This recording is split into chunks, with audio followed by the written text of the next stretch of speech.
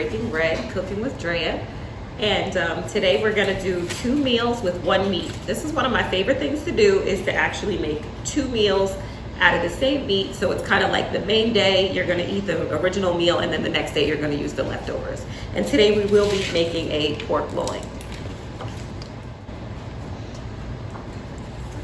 All right, so to start, we have our meat here that's thawed, and it was in our refrigerator overnight thawing. And I have it on a foil baking sheet.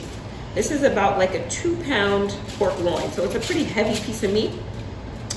And we kept the fat on, so we have one side with the fat on, one side with the fat off. I like to keep the fat on because it allows for more juices and flavors to enter the meat. Some people trim the fat, it's totally up to you.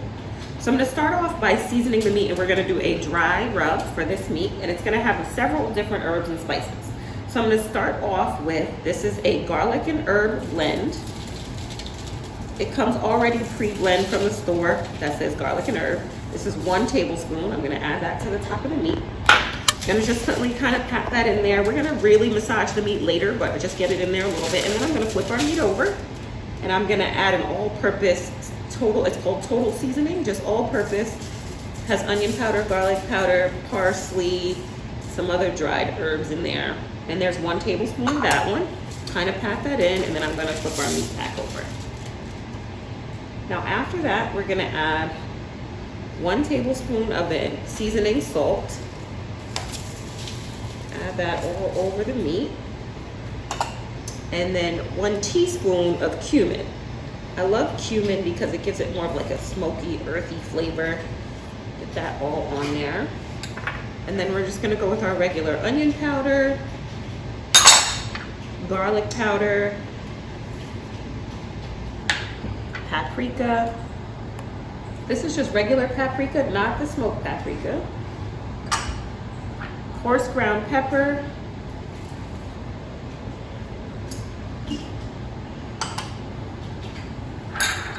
Kosher salt.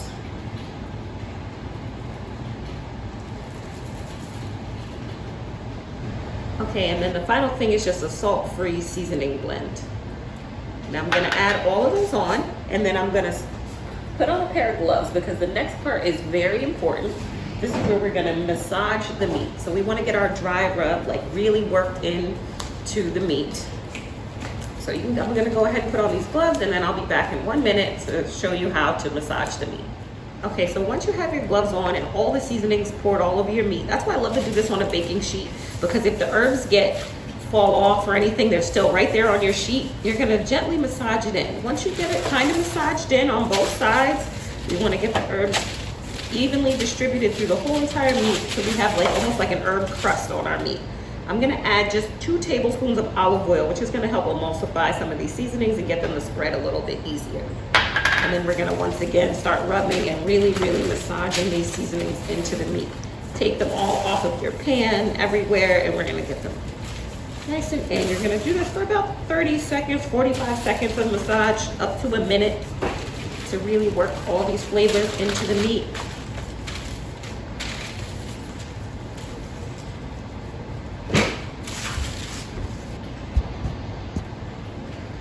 Once the meat is evenly coated with all the seasonings, we're gonna cover with foil, and then we're gonna add this into our oven at 350 degrees. We're gonna bake it for about 2.5 hours. Now, one of the keys to this, even though it's gonna bake for 2.5 hours, is to baste it about every 30 minutes. So you're gonna wanna open your oven about every 30 minutes, take a look at your meat, baste the juices from your meat onto the top so that it doesn't get dried out, recover it, and put it back in. But the total cook time is gonna be about 2.5 hours.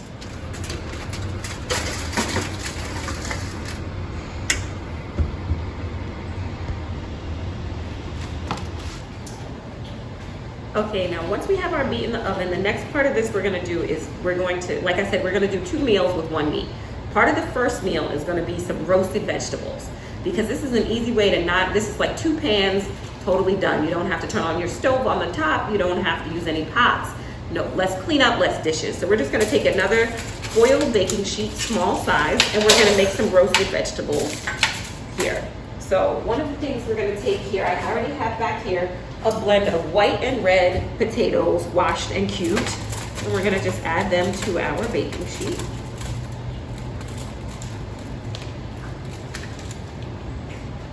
And then we're gonna go here and I'm just gonna chop up a few peppers, one green pepper, one red pepper. Really, we're gonna use about half. I'll set the other half aside. And then half of the red pepper. So this is gonna give you some vegetables and the potatoes as a starch without having to use your stove, and it kind of just makes this an easy 2-pan meal. The pork in 1 pan, vegetables on 1 sheet, and we're done. So we're gonna just cut these up into kind of like cubes. You don't want them too small because we're gonna roast this and you don't want them to be too soft. I like a little crunch to my roasted vegetables. So we'll take the half of the red pepper, we'll add that also to the pan with the potatoes. Then we'll do the green pepper. Same thing, kind of like cube it. You don't have to cut it really small because we want to keep this with some crunch. Green pepper. We're gonna chop up 2 cloves of garlic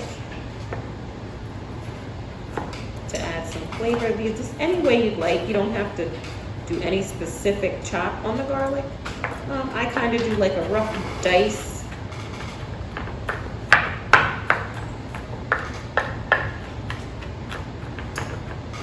I'm gonna add that over here to our pan of vegetables. And then we're gonna do some carrots. I kind of did them on a diagonal, about 1-inch pieces is what we're gonna do. And we're gonna add those over here also onto our pan.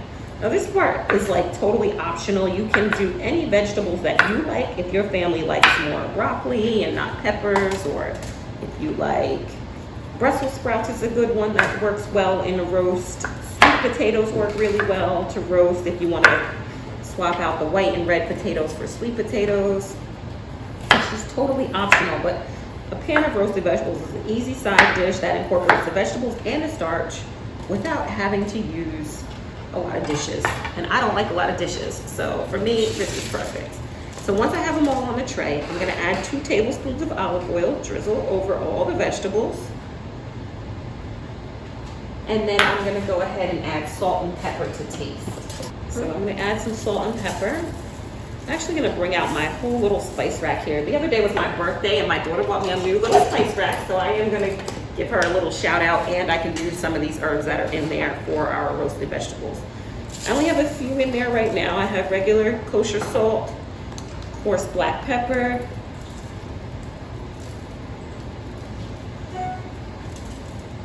some of our garlic and herb.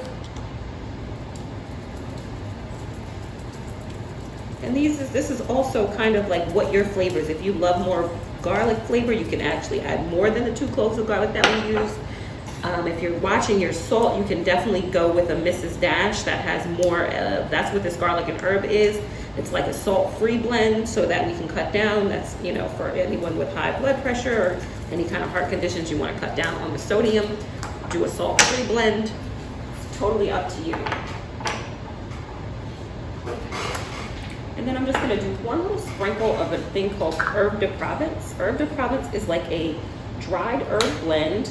It has rosemary, thyme, basil, lavender, fennel, just all kinds of nice dried herbs. Just a little, it's very potent, so you don't need a lot. 1 little sprinkle, less, like maybe a 1/4 teaspoon on there. And then we're gonna do the same thing we did with the meat. On clean hands, you're gonna just go ahead and mix your vegetables all up like this. Get that all incorporated in. Get the garlic incorporated in.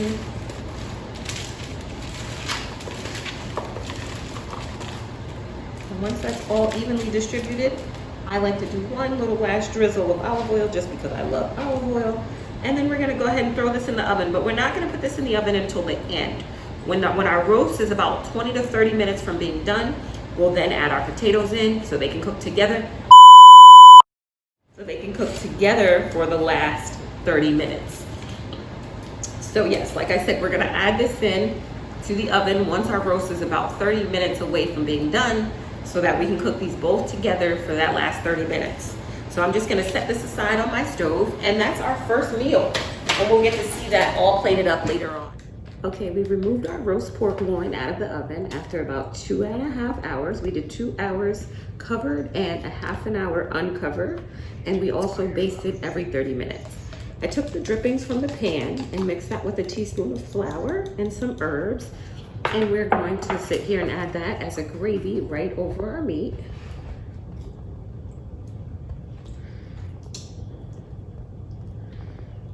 Coat that nice, like right over the meat.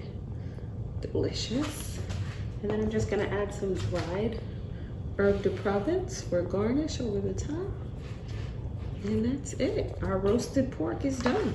Okay, now that I've taken my roasted pork out of the oven and we've sliced it and added our gravy, we're gonna have that sitting here. And now I'm gonna go in and take out the herbs, the vegetables that we made earlier.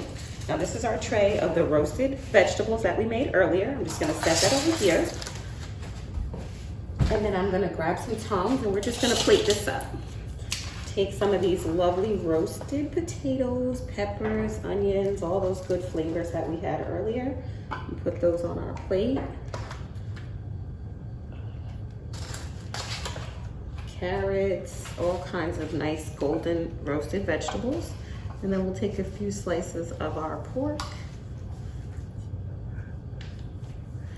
And there you have it. This is a quick, easy meal. That's only 2 pans, no pots. And then we're gonna use the rest of this pork later in another meal. So I'm just gonna have you guys tune into part 2 of this video because we're using 1 meat for 2 meals. So have a great day and then tune in again later for the other half of this video.